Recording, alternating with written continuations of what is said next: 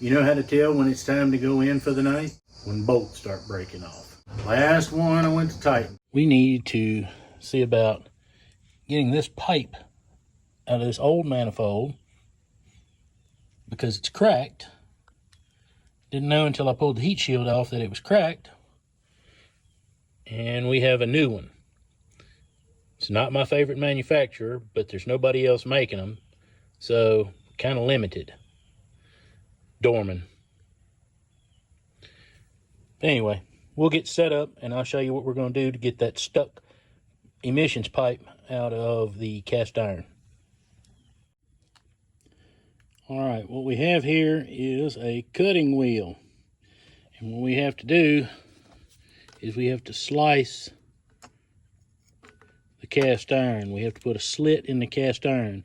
But we need to go very slow and very carefully because we're only trying to go down until we can kind of expose the threads and give this cast iron a little room to expand.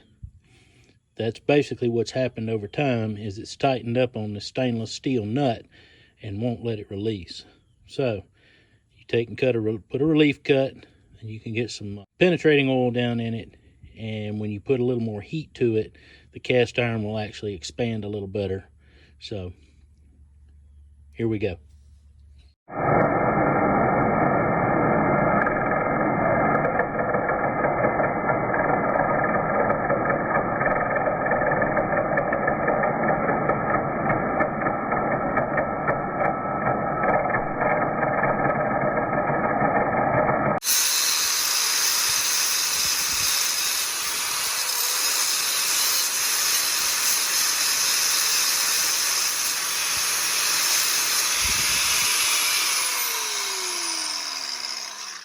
All right, before we jump right into the heat, we're going to try a little penetrating oil, a little vibration, and a pipe wrench.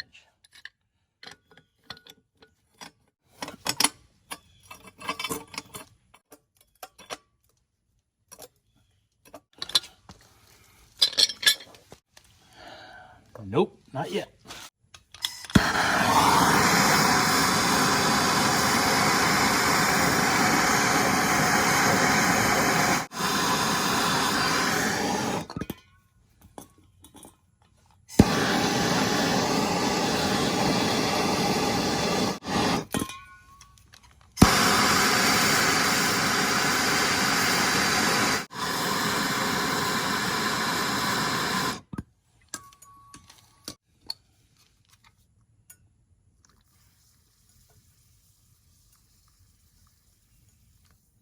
If this is hot up here, not yet.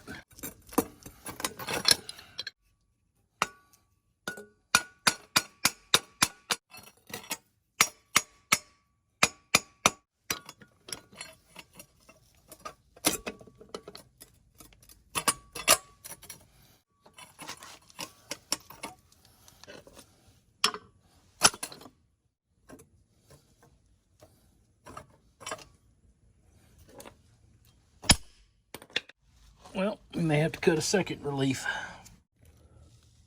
All right, well, she's trying to be stubborn. We put a relief cut on the back side. Try to let a little more penetrating oil in. We put a relief cut, another one, fresh one beside the first one we did. So, I'm gonna take a chisel, see if I can pop that piece out right there. Sometimes you can put a relief cut and then put a chisel in there.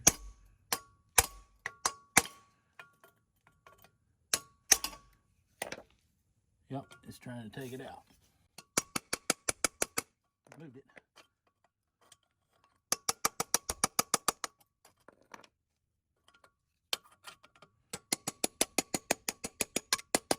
Yep, got it out.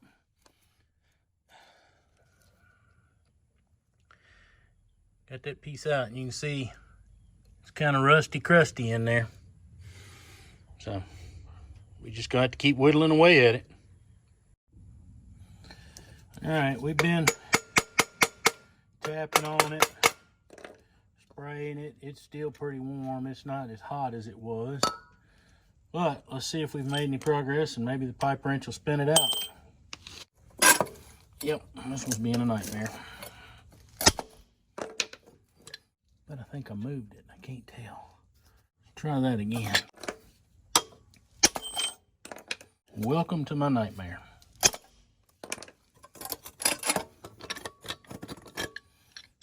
Yep, it's turning. Slowly but surely. Yeah, there it comes. Come on.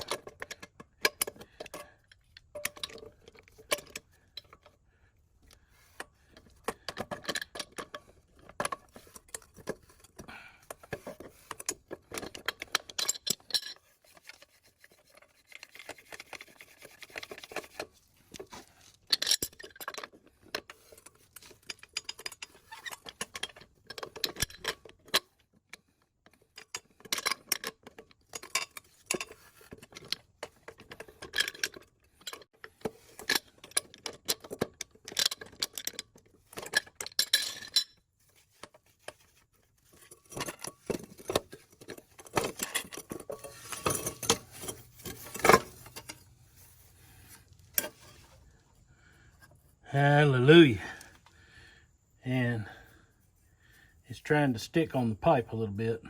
As you can see, got it right there. It wounded it just a little bit, nicked it, but that's it.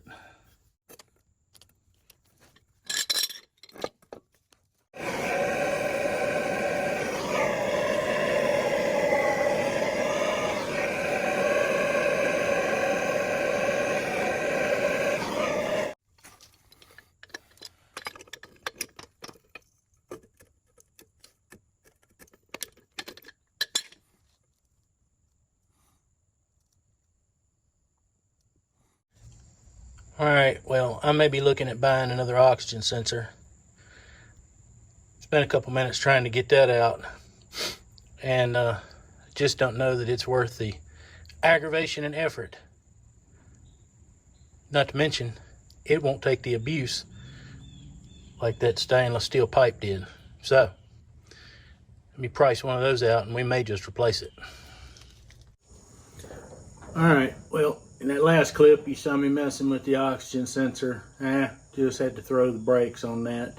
Got on Rock Auto, looked it up. $35, new one shipped to the house, no problem. With this cylinder number 3, been doing what it's doing. It's been passing raw gas through. That's a heated oxygen sensor. They don't really like to get raw gas across them like that, and that tends to shorten their life.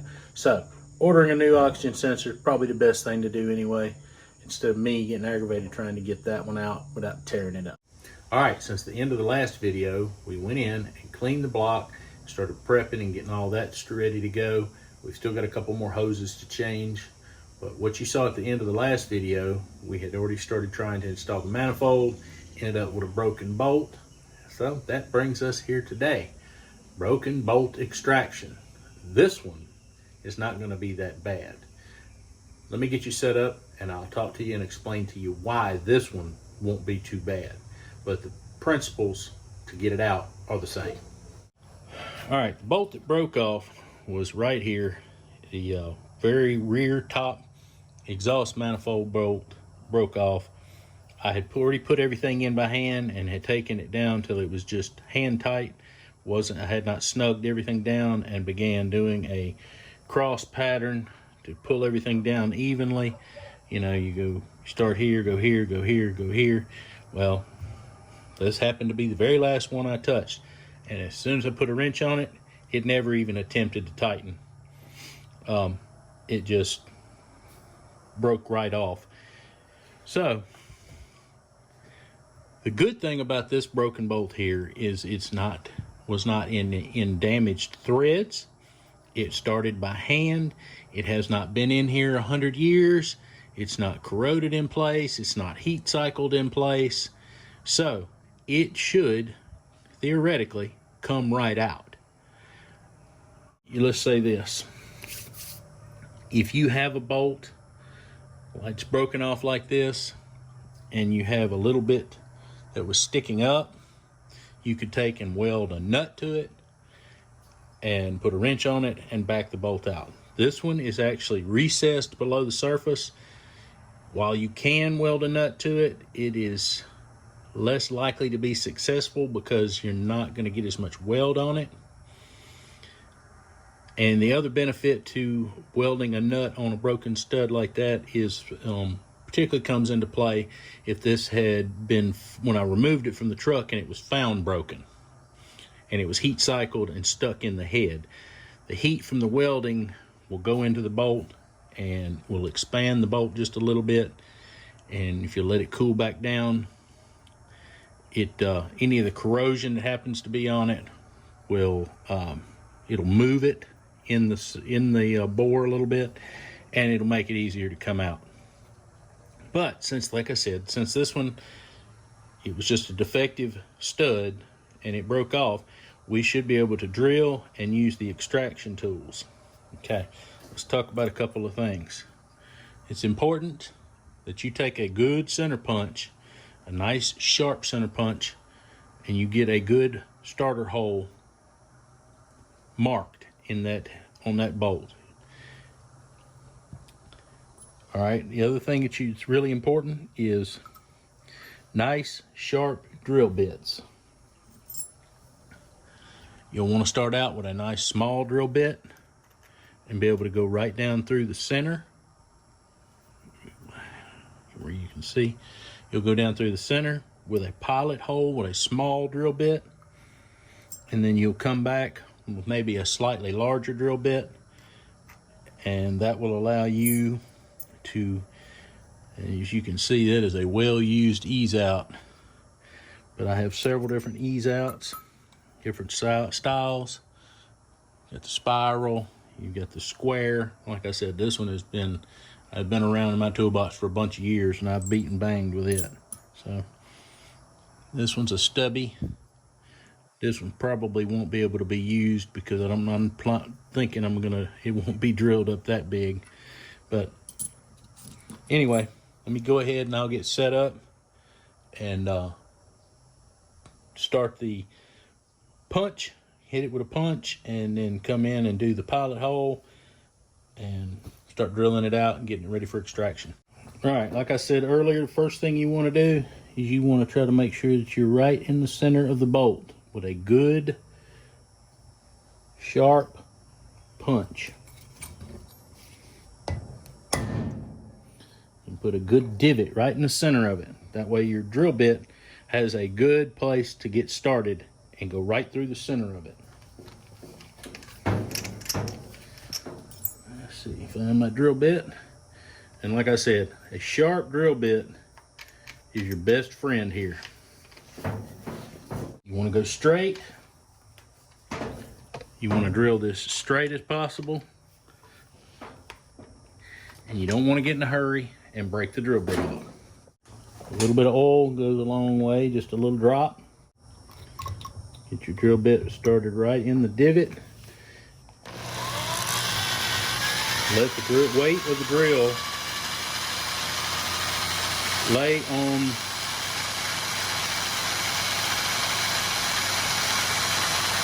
let the weight of the drill push down on this bolt, on this stud. You don't need to push down and bear a lot of weight. It's not a fast operation. You want to take your time. You can see what that sharp drill bit is doing. Make sure you're staying straight up and down. Another drop of oil.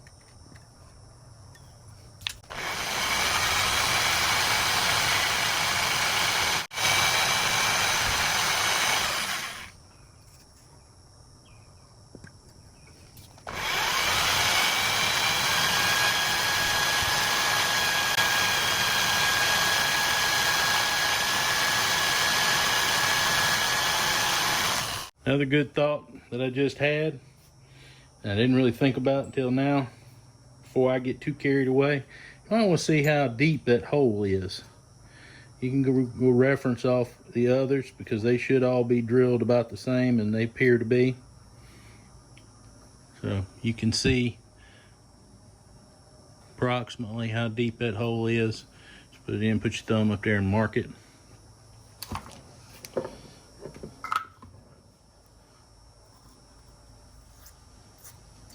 these shavings out of the way.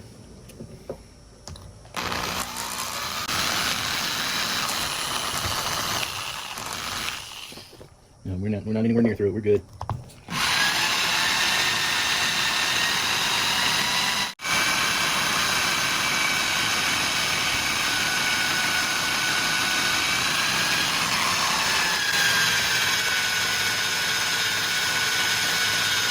Remember, you want to stay light pressure. There it went. You guys actually felt it go through the stud when it went through.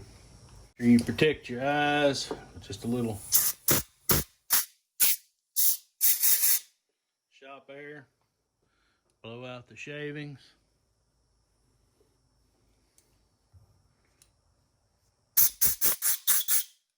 I don't know if you can see that or not, but as I was drilling that stud turned and went further in. So that's a good sign that it's going to come right out.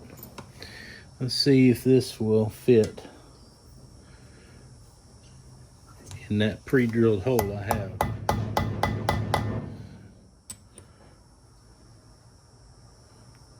And let's get something to turn that.